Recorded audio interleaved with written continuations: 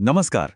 कभी सोचा है कि कैसे एक छोटे से रहस्यमयी बक्से ने हमारे बर्ताव को समझने का पूरा नजरिया ही हमेशा के लिए बदल दिया?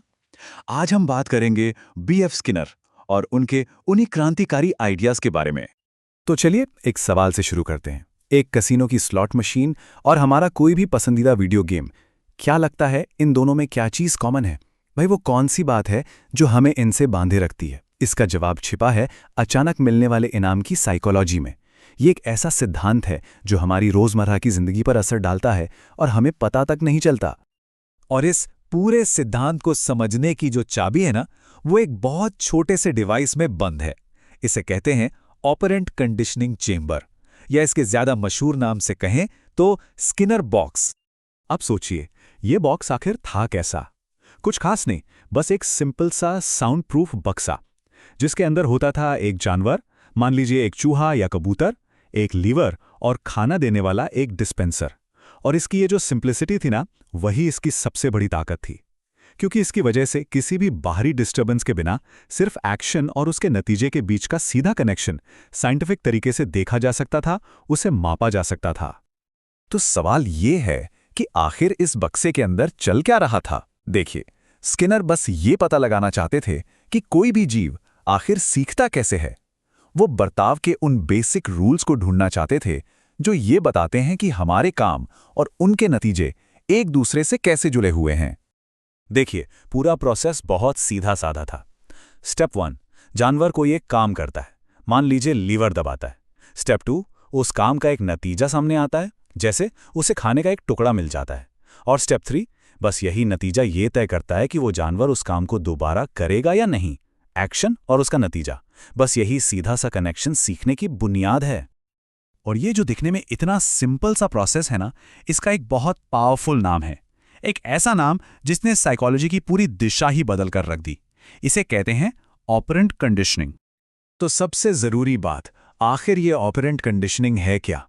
सीधे शब्दों में कहें तो ये सीखने का वो तरीका है जिसमें हम अपने कामों यानी ऑपरेशंस और उनके नतीजों के बीच एक कनेक्शन बनाना सीखते हैं। अगर नतीजा अच्छा है तो उस काम के दोबारा होने के चांस बढ़ जाते हैं, और अगर नतीजा बुरा है तो चांस कम हो जाते हैं। बस इतनी सी बात है। और बात यहीं खत्म नहीं होती, ये थ्योरी और भी गहरी है। देखिए, किसी भी बर्ताव को बढ़ाने के दो तरीके हैं। पहला, पॉजिटिव रीइंफोर्समेंट, यानी कुछ अच्छा देना, जैसे कोई इनाम। दूसरा है नेगेटिव रीइंफोर्समेंट, यानी कुछ बुरा हटा लेना। इसका बेस्ट एग्जाम्पल है कार की सीट बेल्ट वाली आवाज। जैसे ही हम बेल्ट लगाते हैं, वो इरिटेटिंग आवाज बंद हो जाती है। ठीक इसी तरह किसी बर्ताव को कम करने के भी दो तरीके हैं, जिसे हम सजा या पनिशमेंट कहते हैं। तो अब जब हम ये समझ गए हैं कि ये सिद्धांत क्या हैं, तो चलिए अब उस इंसान से भी मिल लेते हैं जिसने हमें ये सारी समझ दी। नाम है बर्स फ्रेडरिक स्किनर, या जैसा कि दुनिया उन्हें जानती है, बीएफ स्किनर।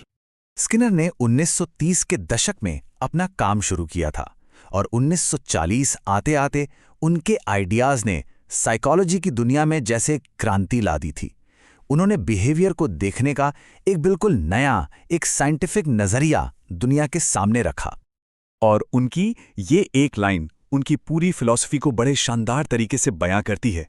सोचिए, कितना सिंपल लेकिन कितना गहरा आइडिया है ये। हमारे किसी भी काम का जो नतीजा होता है, वही इस बात की संभावना को तय करता है कि वो काम दोबारा होगा भी या नहीं। तो चलिए अब देखते हैं कि स्किनर के उस छोटे से बक्से से निकली ये थ्योरी आज हमारी मॉडर्न दुनिया पर कैसे और कहां-कहां असर डाल रही है। सच पूछिए तो ये हर जगह है।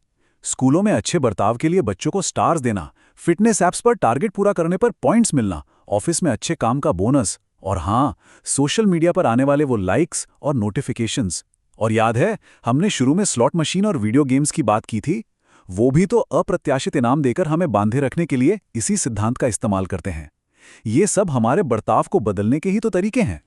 तो देखिए, एक मामूली से बक्से से कितनी गहरी और शक्तिशाली बात निकल कर आई कि हमारा बर्ताव कोई खाली स्लेट नहीं है। इसे लगातार हमारे आसपास की दुनिया और उस दुनिया में मिलने वाले नतीजे आकार दे रहे हैं, चाहे हमें इस बात का एहसास हो या ना हो। और यहीं आकर एक बहुत ज़रूरी सवाल खड़ा होता है।